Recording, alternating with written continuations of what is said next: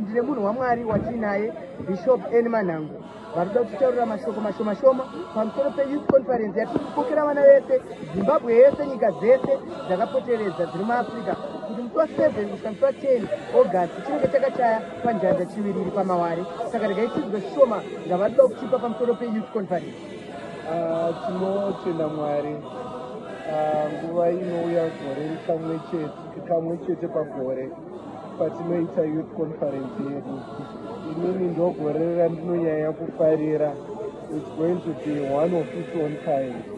Tichave nemateachings achabatsira vana, tichave netransformation ichachinjwa upenyu hwevana, tichanamatira chikoro, tichanamatira kubudirira mukati meupenyu, tichave nemateachings achaita life changing neimpact yekushandura upenyu hwevana. Saka usasare paconference yeBC. It's going to be one of its own kind. Tichakoka vanhu vanogona kutaura, tichakoka vanhu vanogona kuimba, tichava nemasports, tichafara, tichatamba, tichawana zvidzidzo.